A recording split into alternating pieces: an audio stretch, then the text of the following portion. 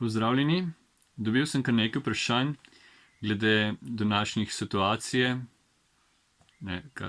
kaosa, glede družbenega reda, in bom govoril o tej zadevi.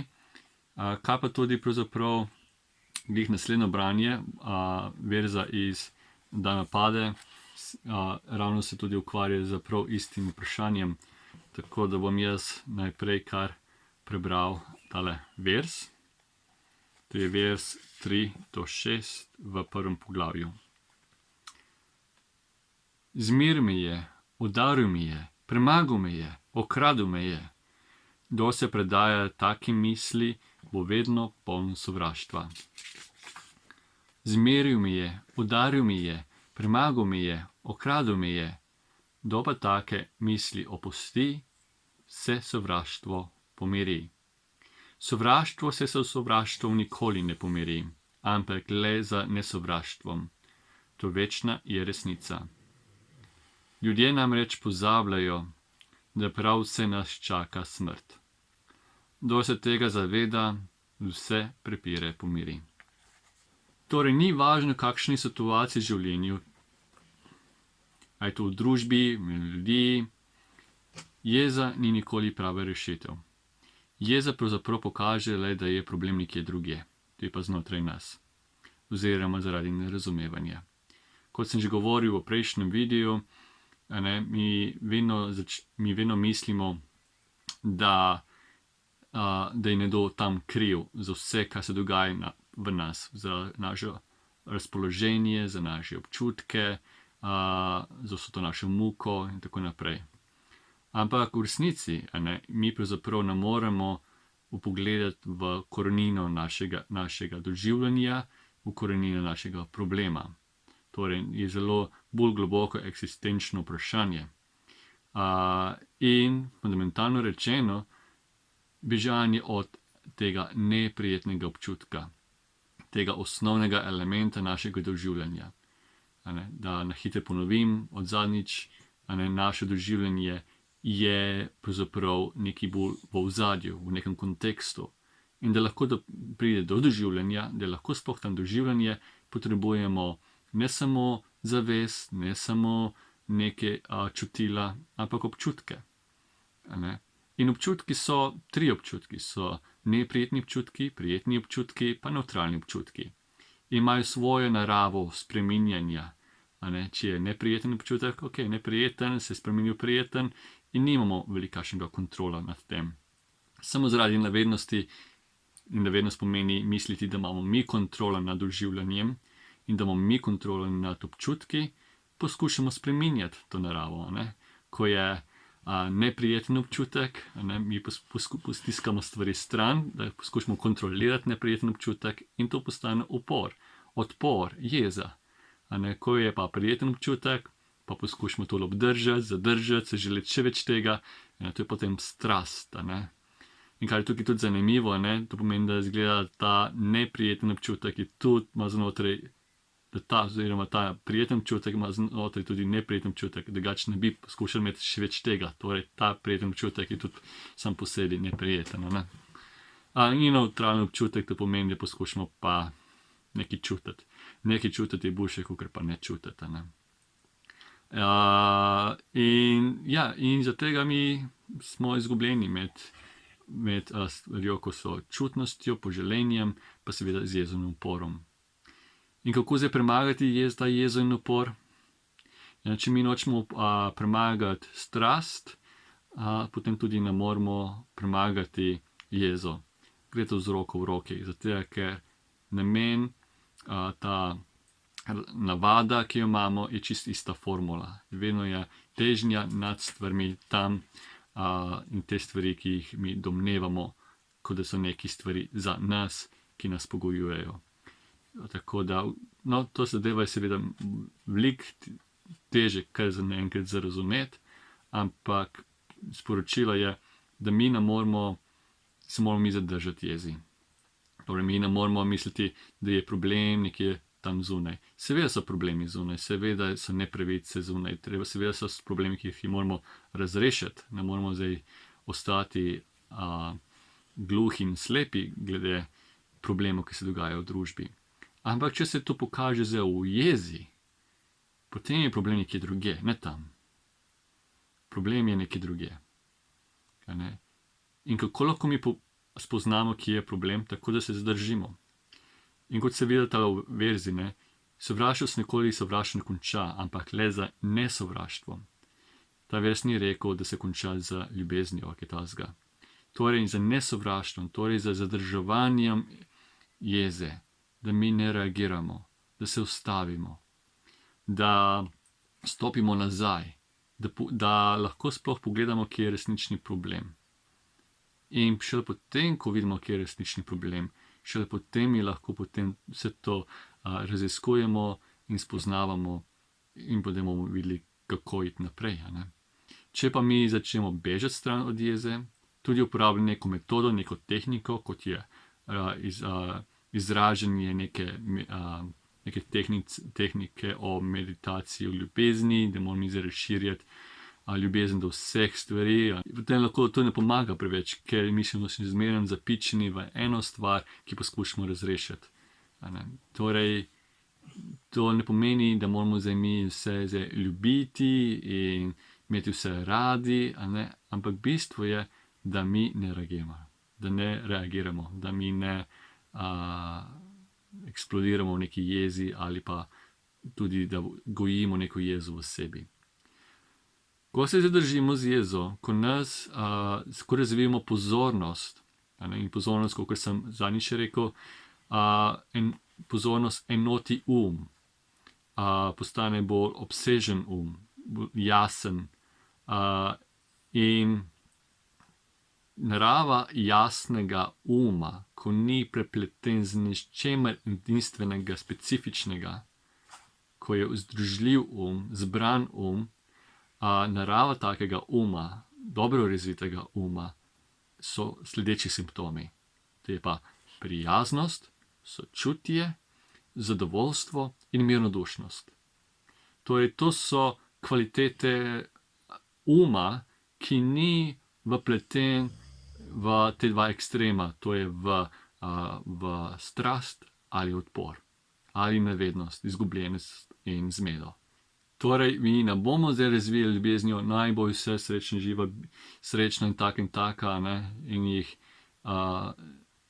in se siliti neko zadevo, neko ideologijo in poskušati obarvati zadevo, ampak da mi stopimo nazaj in se odlimamo od zadeve in vidimo v resnični luči, ne v luči, kakšno mi mislimo, da mora biti. Zato pa tudi ena stvar glede, da mi mislimo, da moramo zdaj prakticirati kot uporabljati ljubezen kot nek protistrup proti sovraštvu. Če mi tega ne razumemo, bo tako izpadlo, da bomo jezo še povečali, ne bo resnično izkorenilo problem. Morda ma bo izboljšalo trenutno situacijo, da naprimer, če mi izražamo ljubezen do človeka, ki ga ne maramo, bo sigurno pomagalo v smislu, da ne bomo reagirali, da se bomo umirili. Na tak način bomo mi reševali problem le na specifičen način. Ta zadeva, ta problem, ta ljubezen. Tega ne bo nikoli konca, bomo vedno mogli flikati vsak problem posebej. S prakticiranjem Budevega učenja, on pa ni reševal specifičnega problema, ampak univerzalnega problema. Torej, če hočemo razrešiti univerzalni problem, to pomeni univerzalni problem jeze, ki je treba tudi reševati na univerzalni način. Torej, prakticiranje pozornosti, da se zavedamo, kje je problem, da pogledamo, vidimo v naravo te jeze ali sploh kakšnega doživljanja in strasti hkrati, in šele potem lahko opustimo, ko se zavedamo, da mi v resnici nimamo kontrole nad občutki, nimamo kontrole nad situacijami, nimamo kontrole nad drugimi, ni ničesar, da bi lahko rekel, to je pod mojo kontrolo. Ko ta nevednost odpade tudi jeza, odpade tudi strah, odpade tudi strast. In kaj ostane? Ostane še zmeraj občutek, ki je lahko prijeten, neprijeten ali nevtralen, ampak te niso naši, ni naš problem in pustimo take, kot so. To je, kar se tiče jeze. Če se pa vrnemo na glavno vprašanje, na prvo vprašanje glede družbe, kot ste zdaj opazili, da glavni problem je pravzaprav eksistenčni in s tem se je bodo ukvarjal. Torej, kako mi reagiramo na stvari, kaj mi delamo, to je glavna zadeva. Tukaj mi moramo vzeti odgovornost, ne toliko, kako bi morali mi kontrolirati družbo. Je pa in potem s to vrlino, s tem pravim vedenjem, s to poštenostjo in potem to raste v zaupanje in zaupanje raste v večji blagor v družbi. Kar se tiče pa družbenega reda, je pa tako, da nikoli ne bo obstajal nek perfektni sistem, zato ker družbo vodijo ljudje, ki jih ne zanima osvoboditev od poželenja in odpora, želje po kontroli, tako da v svetu je bilo vedno, je in bo vedno v prihodnosti ta pomanjkljivost med ljudi. Torej, vse vodenje družbe, sistem družbe je vedno krhek, zato ker ga vodijo nevedni ljudje. In tako bo vedno prišlo do konstantne tesnobe, upora, potem seveda do obnove in potem ta obnova bo seveda vedno naprej krhkala druge stvari in potem bo treba to obnoviti in tega nima konca. Tako da ta družbeni red deluje za ta čas. Ampak to ne pomeni, da mi lahko zdaj najdemo nek stabilni sistem, da bi bil lahko večen. Vedno bo bil tale cikel popravljanja in s tem popravljanjem mi potem še bolj uničimo tudi druge dobre stvari. Potem treba upravljati, nadomestiti alternativne stvari, ki te alternativne stvari seveda uničijo neke druge stvari in res tega ni nikoli konca. Poleg tega moramo tudi zavedati, da na svetu sta vedno dva pola. En pol ne pomeni nič. Sever brez juga ni nič. Seveda potem tudi to se pozna v ideologiji. Ni možno, ne obstaja ena ideologija. Vsaka ideologija obstaja zaradi druge. Torej, kar je moja ideologija, je odvisnost od stvari, ki ni del te ideologije. Torej, vedno negacija nečesa. Torej, da lahko govorimo sploh v desni strani, obstaja zaradi leve strani. In leva stran vedno obstaja zaradi desne strani. Tako da sta vedno živita v neki simbiozi, ta dva kontrasta, in tako se bo poznalo vedno v družbi. In vedno bo bila ta tesnost med enim polom in drugim. Tako da te stvari so zelo običajne in normalne. Problem je, kot sem rekel na začetku, kako mi to čustveno vzamemo. Da nismo pripravljeni prisluhniti, nismo pripravljeni se zavedati, da kako je naša stran in moj prav in moja ideologija in moja pozicija odvisna od pravzaprav tistega, ki mi pravimo sovražnik, nasprotnik, opozicija. In ko se zavedamo, kako smo si pomembni med seboj, potem začnemo videti malo drugačni perspektivi. Zato, ko vse ideje so tvorjene, vse nekako pride skupaj. In tvorjene niso samo, kako nam, da lahko mi sprejemamo samo ljube stvari, ampak tvorjene tudi v smislu, kaj mi negiramo, kaj mi odvračamo. To tudi tvori našo ideologijo. Torej, mi rabimo tudi nasprotno idejo, oziroma ideologija potrebuje tudi nasprotne ideje. Tako da moramo mi paziti, da se mi čustveno preveč ne zapletamo te stvari. Buda ni spodbujal, da mi iščemo neko čustveno povezavo s kakršnokoli ideologijo, ali kakršnokoli stvarjo, ki jo svet narekuje. Te stvari so velike ovire pri praksi. Buda je tudi naučil pravzaprav, kako postati neodvisen, svoboden, torej ne sužen nečesa, da nismo samo ovce. V eni suti tudi omenil, da mi se ne jočemo, ko se drugi jočejo. Mi se ne smejemo, ko se drugi smejejo. Torej, in mi tudi ne žalujemo medtem, ko drugi žalujejo. To pomeni, da nismo kot ene ovce, kakor nekako, da bi gledali, da smo potopljeni v neko film in film poskuša provocirati neka čustva v nas. Gledamo neko nadaljevanko, ki je mogoče zelo čustvena in se zelo čustveno počutimo. Lahko tudi jočemo ob kakšnem filmu. Tukaj pa vidite, kako je naš šibek, da mi dovolimo, da nas tale film vodi. In to pomeni, da smo mi nekako zasuženi, smo zatopljeni in vse tale komedija ali romantika nas privlači in mi to izražimo. Torej, damo, kar ta film nam zahteva. Isto je tudi v družbi. Kaj mi objokujemo, v čem se mi veselimo, kako družba, kot je tok, družba teče, mi gremo s tem tokom. To pomeni, da smo mi zelo neavtentični.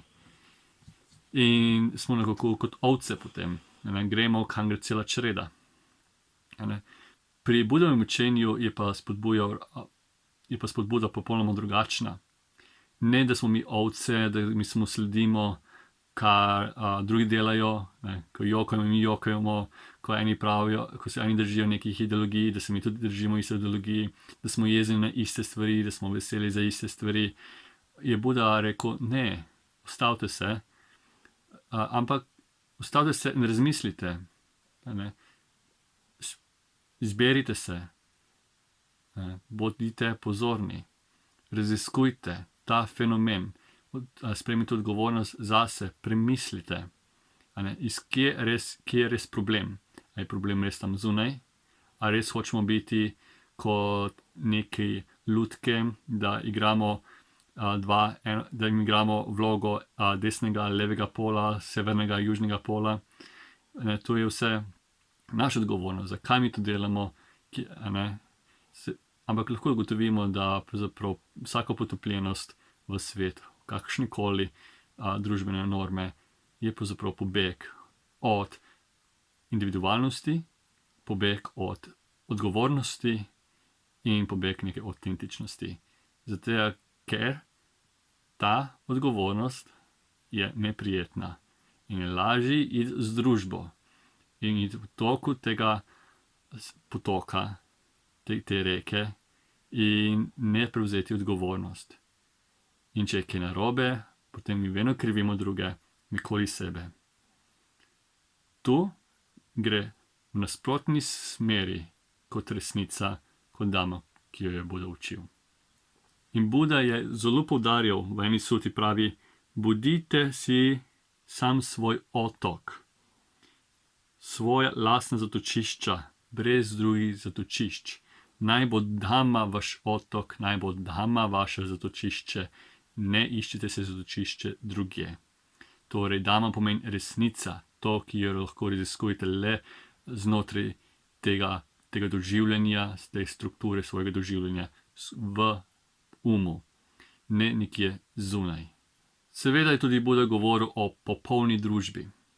Popolna družba je takrat, ko vsi sledijo 5 splošnim človeškim vodilom, splošni morali, da nikoli nobeden med ljudi ne ubijajo, da ne kradejo, da ne prešeštvujejo, da ne govorijo napačno, tudi ne govorijo drugim za hrbtom ali da lažejo in da ne uživajo drog in alkohol. To je pa očitno skoraj nemogoče pričakovati. Zato, ker je laganje, ker je manipulacije, ker so vse druge stvari, iskanje pomoči in kraja, je težko pričakovati, da bomo lahko kdaj živeli v neki perfektni družbi. Moramo pa živeti s tem, kar imamo.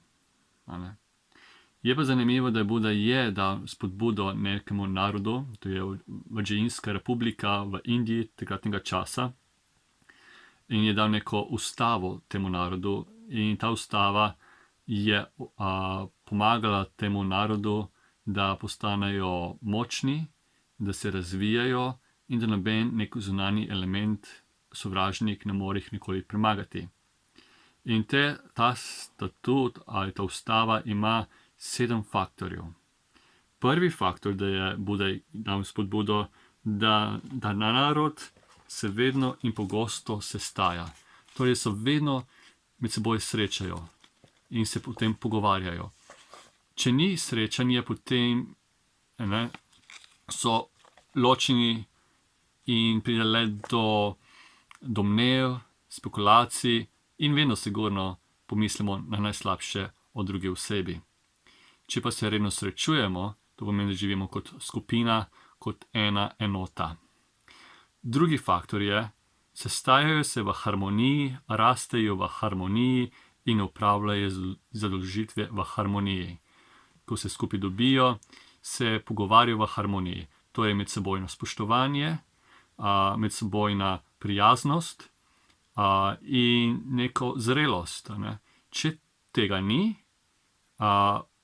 če ni nekega zaupanja, če ni nekega zrelega pogovora, potem so lahko samo obtožbe, nasprotnik se ga prezadene in potem ta naredi drugo obtožbo do svojega nasprotnika, njega prizadene in iz verbalne vojne lahko pride tudi do fizičnega obračuna in to lahko pripelje tudi do vojne.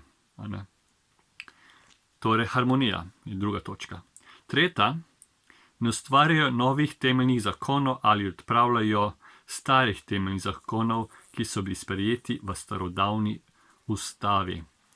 Temeljna pomeni neka ustava, temeljna so tista pravila, ki so del naroda, ki so pomembna.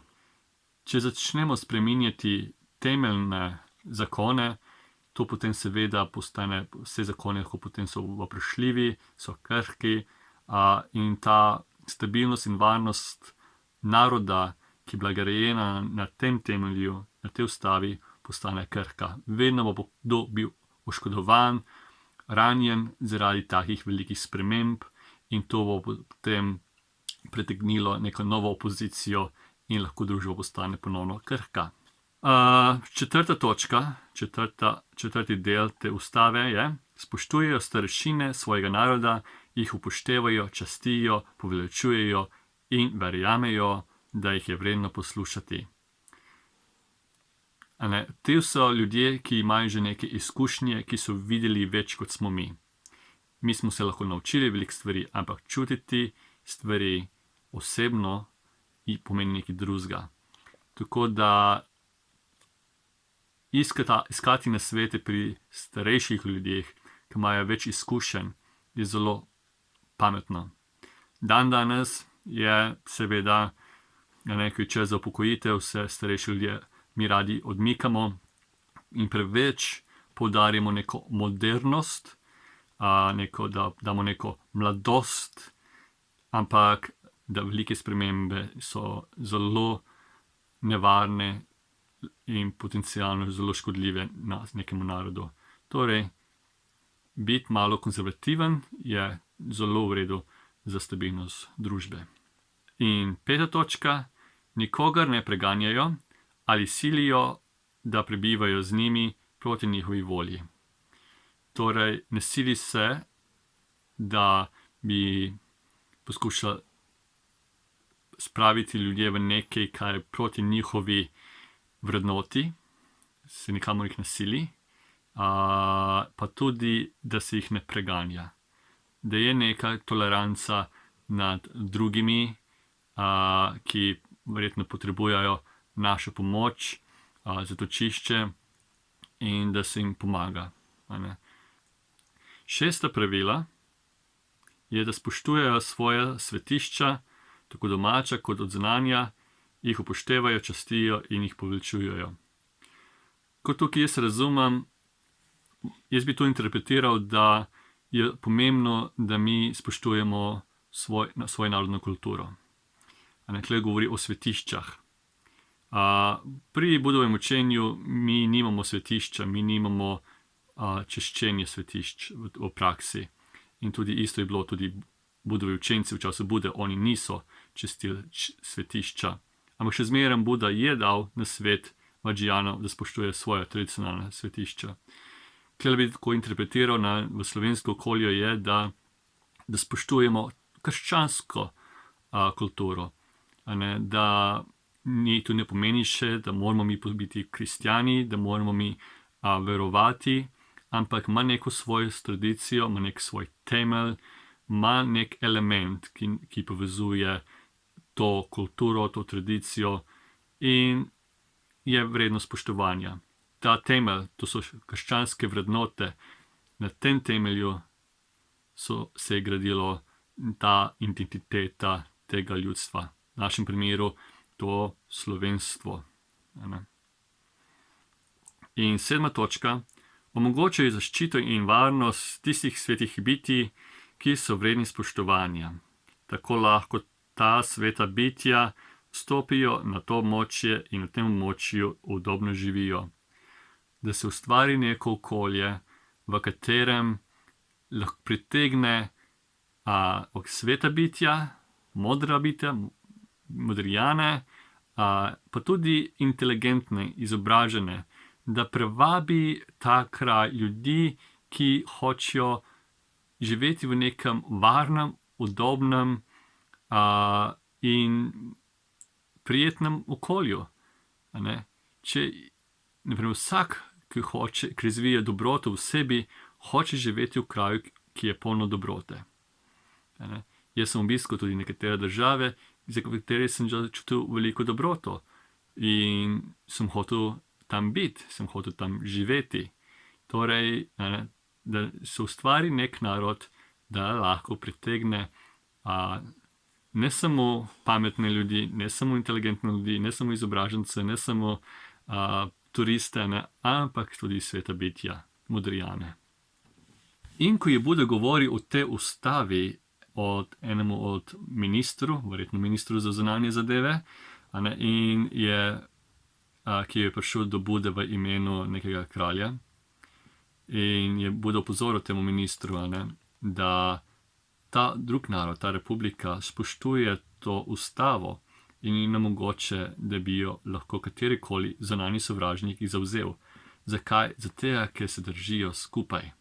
Niso razkropljeni kot ovce, da jih lahko potem volk požre. Tu se držijo skupaj in kot skupaj so močnejši.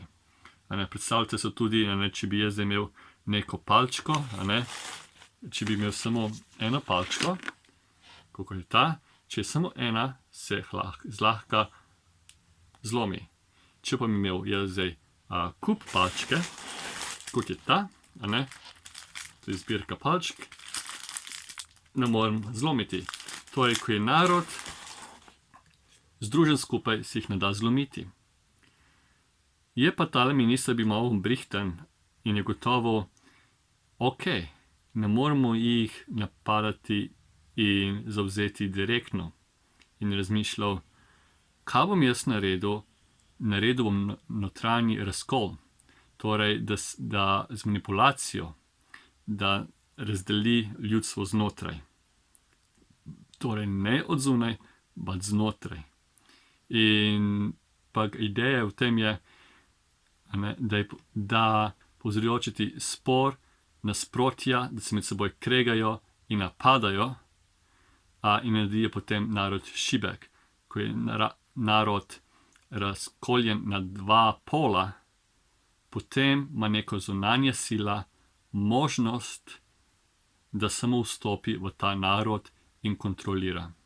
Brez vojne, brez direktnega napada, ampak napada neka višja sila, neki zunanji sovražnik, nevidni sovražnik, nevidna vlada, ki poskuša z razdeljevanjem ljudstva na dva pola ali na več polov, da se med seboj kregajo in potem so šibki in potem se lahko zavzame in se jih da prevladati.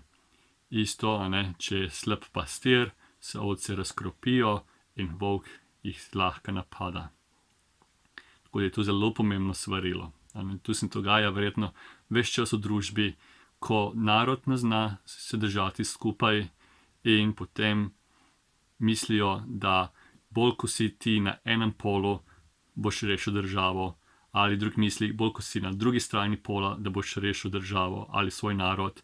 Ne zavedajo se pa s tem, da bolj ko se držiš enega pola, bolj daješ podporo te nadaljevanju krhkosti in uničevanju svojega naroda. Tako da je zelo velika modrost v tem statutu, ki ga je Buda podal tej Vadžijanski republiki, in zaradi tega tudi Vadžijanska republika bila in je ostala zelo dolga, močna in uspešna, tudi ekonomsko in družbeno. In to bi bilo pa zelo dobro tudi nasvet, ta Vadžijanski statut, tudi da se bi poštevalo v vsakem narodu, tudi našem. Pa še eno stvar bi zdaj povedal, še eno suto, ki je govoril Buda o družbeni moči in družbenem redu. Je rekel, da je družbi vedno nek padec, če ne spoštujejo, kot suta pravi, svoje mamo in očeta. To je prvi faktor. Drugi je askete in brahmane. In tretji, da ne spoštujejo starešine v svoji familiji. Vidite, prva, mama in očeta, torej, da ni več vrednote družine. In če ne znamo mi ceniti vrednoto družine, kako lahko šele potem pričakujemo, da spoštujemo to bolj obširno družino, to svoj narod. Če ni družine, če ni vrednote družine, če ni spoštovanja do svojega mame, očeta, do svojih staršev, potem ni varnosti v družbi. Nima človek spoštovanja do svoje družbe.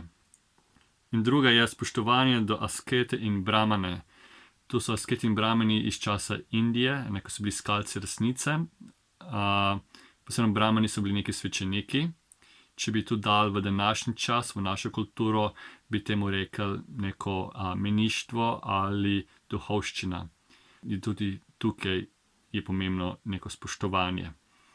Spoštovanje do nekih svetih bitij, tisti, ki iščejo resnico, tisti, ki iščejo užitek ne v materialnih dobrinah, ampak v raziskovanju nekaj, kar je višjega, nekaj, kar je bolj obširno, kot pa ta specifičnost, ki pa samo povečuje poželenje ali odpor. In tretja stvar je, ki bo omenil, je tale do spoštovanja do starejših ljudi. Kot sem že pregovoril, je tudi zelo pomembno, če ne moreš spoštovati starejše ljudi, ki so modrjani, ki so nekaj že izkusili, in potem pomeni, da samo vodiš svojim mnenjem, svojim stališčem. In te vsoti je tudi omenjeno, kako je en kralj bil zelo uspešen pri vodenju države, svojega naroda, svoje kraljevine. In je vodil tako, da nikoli ni rabil uporabljati orožje in silo. Zaradi svojih vrlin so ljudje pravzaprav hoteli, da so njegovi podložniki oziroma da sledijo njegovemu učenju, njegovemu vodstvu. Zato je bil to zelo kreposten kralj in vsi so častili krepost. Tudi sam kralj, on ni se videl kot absolutni kralj. On je vodil v skladu z dhammo, v skladu z resnico, v skladu z neko moralo. Nikoli ni prekršil ta temeljni zakon. In ker ni prekršil ta temeljni zakon, in vedno je potem bila neka ponižnost do neke višje stvari. V krščanski kulturi verjetno bi rekel lahko, da imajo spoštovanje do Boga. To je, da se ne daje tudi te kralji in kraljice, daje se na prvo mesto neko višjo silo, če pa ne to silo, pa resnico, dhamma, ta moralni način življenja. In potem nekega dne, eden od tega kralja, imel pri 7 generacij, je to delovalo zelo uspešno, 7 generacij njegovih sinov in vnukov in pravnukov in tako naprej so delovali v skladu s tem. Potem je pa prišel 7. generacija, ta pa ni poslušal svetnike, ni poslušal modrijane, ni iskal nasvetov pri drugih, ampak je sledil svojim mnenjem, svojim stališčem in kaj on mislil, da je prav. S tem pa ni vedel, kaj je zdaj širša perspektiva družbe. Je imel zelo omejeno znanje. In on ni več hotel pomagati ljudem, ni hotel pomagati revnim ljudem. In te revni ljudje so začeli postajati vedno bolj revni in so začeli krasti. In potem, ko so začeli krasti, so pripeljali tega kriminalca, tega tatu do kralja in kralj ga vpraša, zakaj si kradel? Jaz sem bil reven, nisem imel nič, drugače bi umrl. In potem kralj mu da denar. To slišijo v vasi, v mestu in si mislijo, bomo še mi začeli krasti, če ukradeš, boš dobil potem še denar in podporo od kralja. In so začeli še eni drugi, več ljudi krasti. In potem eden za drugim in kralj je začel ugotavljati, da tukaj nekaj ni v redu, da mora nehati s tem darovanjem vsem tem lopovim. In potem se odloči, da jih kaznuje. In začne rezati ude in celo jih da pobiti v vasi, v mestu, na trgu, jih odsekajo glave. Potem so začeli ljudje tudi med seboj tepsti in se med seboj ubijati. In tudi, ko so ukrali, so šli spet pred kralja, seveda so potem niso hoteli priznati resnice, so ukrali, so se začeli lagati. Torej, laž zdaj pride v sistem. Torej, ni bilo več potem medsebojnega zaupanja. Začelo je bilo potem tudi maščevanja, še več kraje, še več laži, še več upora, še več nerazumevanja. In to je bilo potem konec te čiste narave družbe. S tem se je vse končalo. In zdaj, kaj ta zgodba pove, kaj nam pomaga? Pove resnico, da pravzaprav stvari bojo šle na slabše. Težko je pričakovati, da bi šlo na boljše. Poskusiti zdaj spremeniti družbo ne bomo mogli na tak direkten način. Če bomo delali s silo, samo še potem razdeli, razcepi druge ljudi. Nikoli svojo ideologijo ne bomo morali združiti drugih ljudi. Edino, kar lahko naredimo, je, da mi najprej očiščujemo svoj in da smo dober primer, dober vzor za druge. Le na ta način lahko pomagamo. Več ljudi, ki bo začel delovati na ta način, bolj bo spodbudilo drugih ljudi, ker dobrota privlači dobroto. In potem to se lahko hitro razširi. Torej, a ste z nami in da skupaj razvijemo dobroto?